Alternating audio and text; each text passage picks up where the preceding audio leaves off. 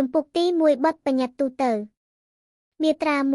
1អនុក្រឹត្យនេះមានគោលបំណងកំណត់វិធាននិងនីតិវិធីនៃការគ្រប់គ្រងនិងការត្រួតពិនិត្យអាជីវកម្មអភិវឌ្ឍន៍អចលនវត្ថុនៅក្នុងព្រះរាជាណាចក្រកម្ពុជាសម្ដៅធានាឲ្យបាននូវ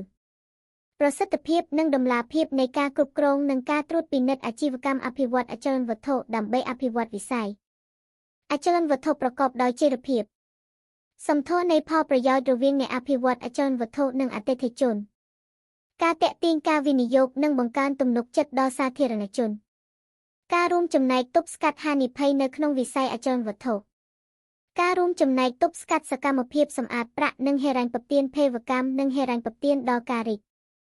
សាយភាយអាវុធមហាប្រឡាយក្នុងអាជីវកម្មអភិវឌ្ឍន៍អចលនវត្ថុមាត្រា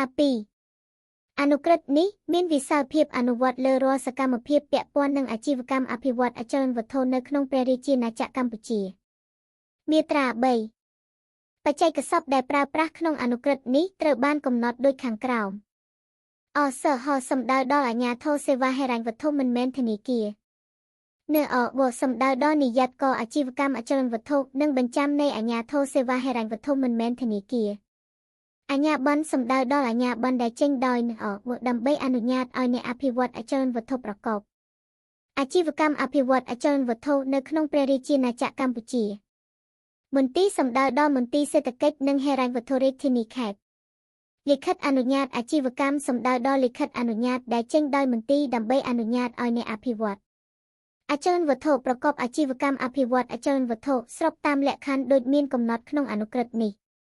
អាជីវកម្មអភិវឌ្ឍអចលនវត្ថុសំដៅដល់សកម្មភាពពាណិជ្ជកម្មឬវិនិយោគគ្រប់ប្រភេទក្នុងគោលបំណង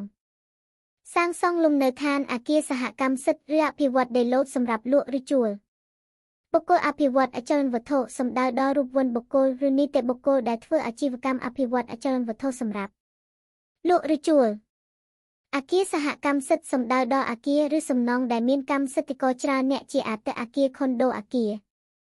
ការិយាល័យអគារផ្សារនិងអគារភូមិងារជាដើមជួលសំដៅដល់ការជួលដីឬអគាររបស់អ្នកអភិវឌ្ឍអចលនវត្ថុដែលមានរយៈពេលចាប់ពី10ឆ្នាំឡើងទៅនិងស្របតាមបទបញ្ញត្តិជាធំមានកន្នីអភិវឌ្ឍអចលនវត្ថុសំដៅដល់កន្នីសម្រាប់ទទួលប្រាក់បង់គ្រប់ប្រភេទរបស់អតិថិជនក្រោមទម្រង់ជាកន្នីចរន្តឬកន្នីសន្សំដែលបើកដោយអ្នកអភិវឌ្ឍអចលនវត្ថុនៅធនាគារពាណិជ្ជណាមួយនៅក្នុងព្រះរាជាណាចក្រកម្ពុជា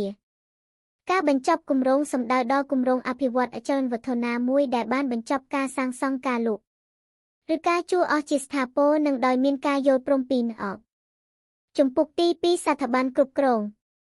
មាត្រា4នអបមានសមត្ថកិច្ចក្នុងការគ្រប់គ្រងនិងការត្រួតពិនិត្យអាជីវកម្មអភិវឌ្ឍអចលនវត្ថុនៅក្នុងព្រះរាជាណាចក្រកម្ពុជាមាត្រា5មន្ទីរបំពេញតួនាទីជាសេនាធិការជូននអបក្នុងការគ្រប់គ្រងនិងត្រួតពិនិត្យអាជីវកម្មអភិវឌ្ឍអចលនវត្ថុតាមលក្ខខណ្ឌដូចមានចែងនៅក្នុងអនុក្រឹត្យនេះតួនាទីនិងភារកិច្ចរបស់មន្ទីរត្រូវកំណត់ដោយប្រកាសរួមរបស់រដ្ឋមន្ត្រីក្រសួងសេដ្ឋកិច្ចនិងហិរញ្ញវត្ថុនិងប្រធានក្រុមប្រឹក្សាអសជំពូកទី3អាជ្ញាប័ណ្ណនិងលិខិតអនុញ្ញាតអាជីវកម្មអភិវឌ្ឍអចលនវត្ថុមាត្រា6រាល់ការធ្វើអាជីវកម្មអភិវឌ្ឍអចលនវត្ថុត្រូវមានអាជ្ញាប័ណ្ណឬលិខិតអនុញ្ញាតពីនអក្នុងករណីចាំបាច់នអអាចប្រគល់ភារកិច្ចជូនមន្ទីរក្នុងការចេញលិខិតអនុញ្ញាតអាជីវកម្មអភិវឌ្ឍអចលនវត្ថុតាមការកំណត់របស់ប្រកាសរួមរបស់រដ្ឋមន្ត្រីក្រសួងសេដ្ឋកិច្ចនិងហិរញ្ញវត្ថុនិងប្រធានក្រុមប្រឹក្សាអសអាជ្ញាប័ណ្ណឬលិខិតអនុញ្ញាតអាជីវកម្មមិនអាចជាកម្មវត្ថុនិក